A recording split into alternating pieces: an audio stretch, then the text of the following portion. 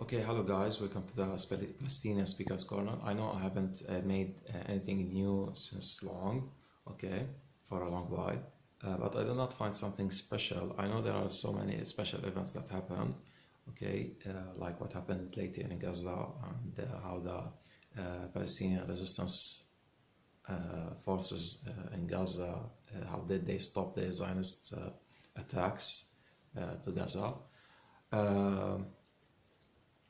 No, by the way, the Israelis now is so frightened to do any move and against Gaza now, and even they do, they will really get the beating that they never had ever before. I'm pretty sure they will.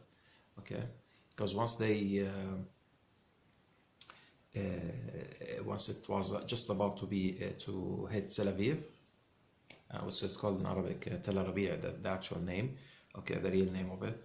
So when they about to get like the resistance army was about to attack the or to bombard the Tel Aviv with rockets, the Israelis were hesitant, and because they got one Jewish guy, okay, Jewish Zionist guy, because those are settlers there, they are not real, you know.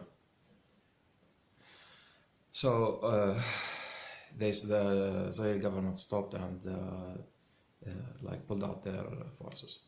Now, next thing I want to say is that let's define things again. Okay, that the real refugees are the settlers in Palestine. Those are the real refugees, not us Palestinians. Let me tell you why. Because most of those who came from Europe, the European Jews, okay, who fled away from from Europe and Hitler and all that, okay, and all the World War things, they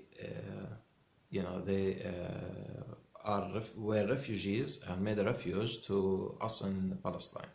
Okay, now the history writes in the UN resolutions that we are evictees, not refugees. That's our real status.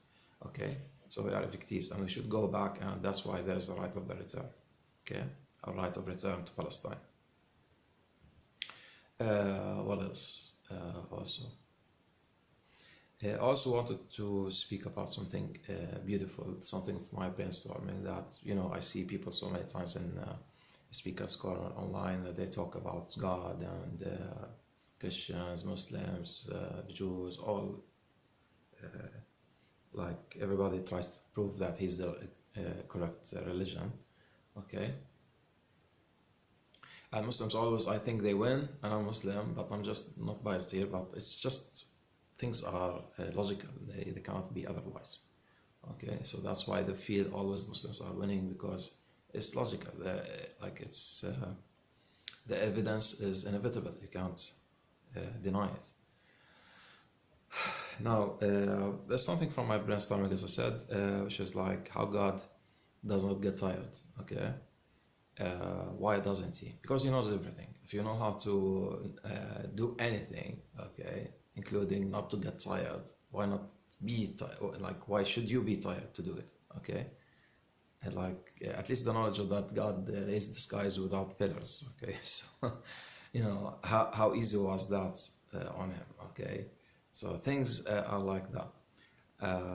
Another thing I want to say, also talk about, that there are things in the world of physics, okay, I mean between physicists and all those scientists, they are trying to find what they call the God or God's formula, because God did not build things like haphazard, randomly, okay? Things are always following rules and formulas and laws even, okay? So what most physicists are trying to find is that little small mathematical formula which you can create everything, even if it takes like 1 page long, okay, but it's still small compared to all the laws that has been discovered or being formulated by physicists until now, okay? Like, for example, we have if you go into quantum physics, and you look at the classical physics from Einstein and Newton and things like that. In quantum physics, you talk about the micro level, and in the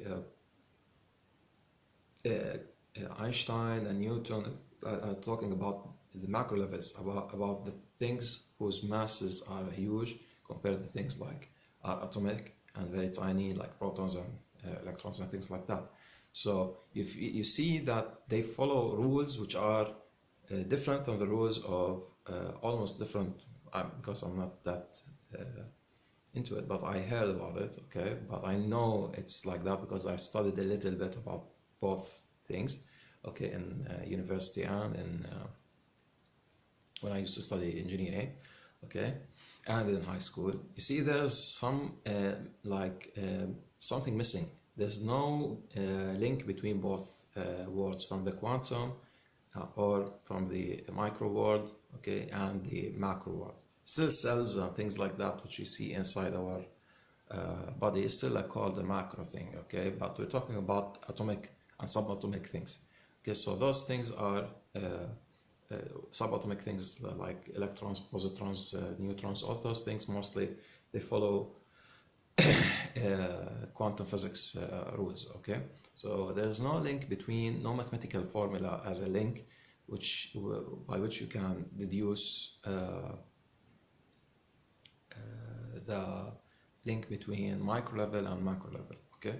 Now, what I understood is that there's a string theory, which I understood. I'm not that sure about it, but what I understood is that it's the thing that tries to join the two worlds, okay? From there, maybe with time, people can formulate more rules, okay, which we can call it the God formula, okay, the God mathematical formula, okay? So, or God's mathematical formula, physical formula, whatever you want to call it, okay, which is that small, like 1 inch long, okay, and can do everything for you, okay?